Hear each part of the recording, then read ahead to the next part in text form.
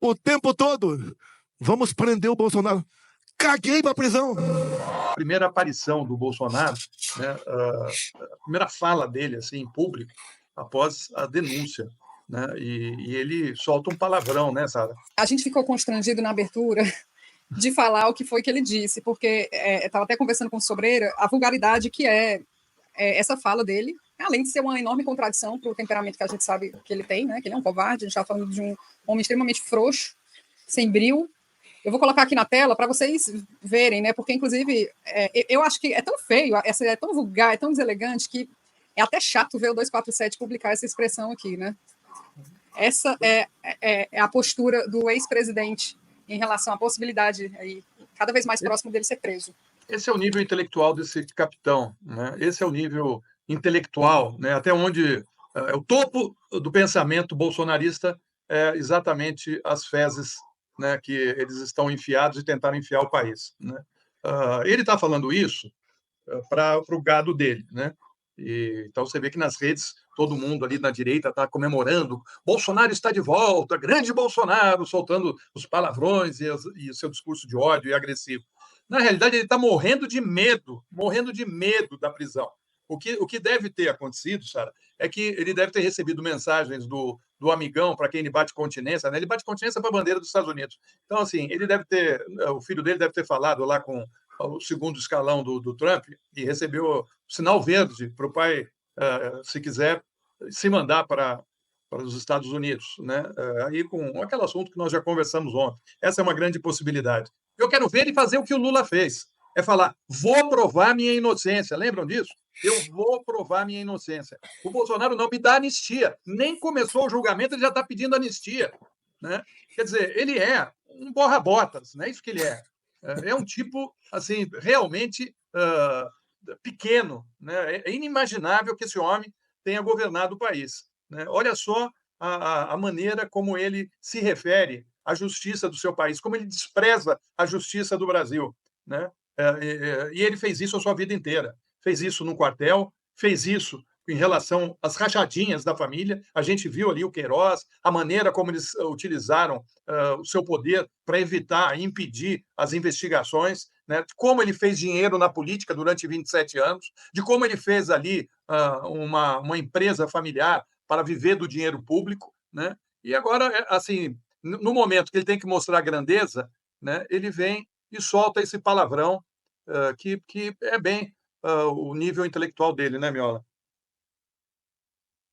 E também é um corajoso diante dos seus, né? E certamente deve estar assustado com a situação penal que ele passa a responder a partir de agora, né? E essa valentia toda, com o tempo, ela vai desaparecendo. Mas o que é importante, eu entendo, pelo menos, como é que vocês veem isso, Sara e Florestan, que essa vai ser a tônica do bolsonarismo. Né? Nós estamos percebendo que setores da direita, diria uma direita simpática ou aderente ao bolsonarismo, têm optado por uma postura mais silenciosa, de não se manifestar, não contestar a denúncia, não é, tampouco defender o Bolsonaro, com exceção de algumas figuras já muito vinculadas a ele, o caso do prefeito de São Paulo, etc. Né? Mas na extrema-direita, o truque que eles vão acionar vai ser esse, de que ele está sendo uma vítima do sistema, ele é um perseguido político, né, e portanto, vão robustecer esta imagem mítica, né, heróica do Bolsonaro contra o sistema. Nada disso, na minha percepção, vai ter eficácia diante da robustez das denúncias, das provas e todo o processo que ele vai enfrentar daqui para frente. É muito, muito sólido, muito consistente isso que tu dizes, né? Agora, isso tudo tem voz, né? Tem imagens, né? Tem documentos demonstrando toda essa trama, né, grotesca, e nós não estamos falando de tudo, nós estamos falando do principal, que são esses atentados golpistas contra o Estado de Direito. E o Bolsonaro tem outros rolos ainda para responder, né? Também igualmente problemáticos, é o tema lá das joias, o tema da falsificação das carteiras de vacinação, e vão começar a surgir mais, porque até mesmo em relação às joias, o Mauro Cid revelou que durante o exercício do mandato, o Bolsonaro recebeu a maior parte do dinheiro proveniente da venda das joias roubadas e vendidas nos Estados Unidos, já enquanto ele era presidente da República, imagina só, ele embolsando dinheiro em dólares, né, parte dos 86 mil dólares. Então isso tudo são agravantes e vai ficar muito difícil para essa versão, essa narrativa, como eles costumam dizer, se manter em pé. Tem um problema que eu acho, né, que é a eficácia que eles têm de reprodução desse tipo de discurso perante essas comunidades fechadas e cegas na própria realidade. Então, isso é massificado de uma forma contínua, e eu entendo que isso é estratégico, inclusive, metodológico, esse tipo de postura para incutir permanentemente essa ideia, né, delirante de que são vítimas, são perseguidos e tal. Mas essa valentia do Bolsonaro, eu acho que está com os dias contados, né? E talvez esse desdém que ele tem pela denúncia vai se transformar, né, em pânico, em pavor, e ele vai começar a apresentar os problemas gastrointestinais que ele costuma apresentar, vai começar a ser internado, né? Vai ficar enlameado, talvez as roupas vão ficar um pouco sujas, né? Com odor, né, insuportável, né? E ele vai começar a ter manifestações externas, né, deste receio e medo real que ele tem de enfrentar a justiça, né, com coragem, né, e com altivez, e não dessa maneira, né, torpe, né, e vil que ele está tratando, e se complica, né, porque ele usa esse tipo de ataques, de desprezo à justiça. Isso só complica a situação dele, não deve agradar nada, né, a defesa técnica dele.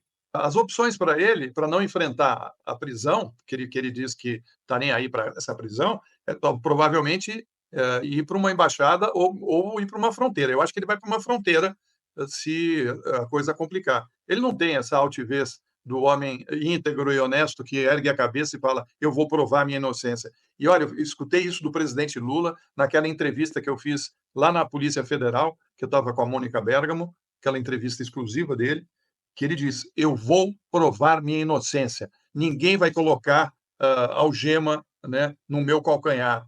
Lembra que ele falou isso?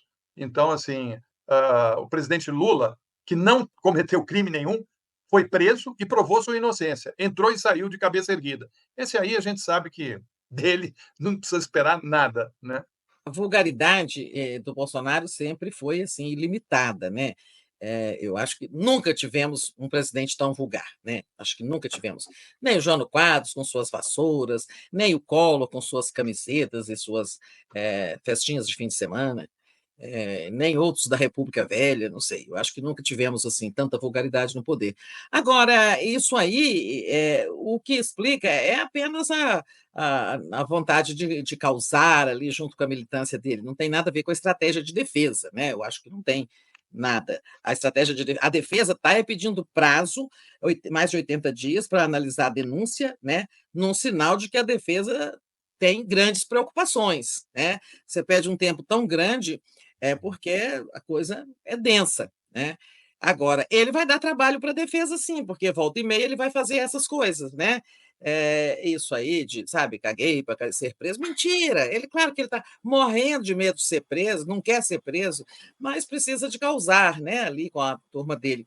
E acho que outras tiradas, ou às vezes vulgares, ou às vezes ofensivas, né, à justiça ou às autoridades do judiciário, ele vai cometer outras coisas assim. Então, vai dar trabalho para a defesa, né?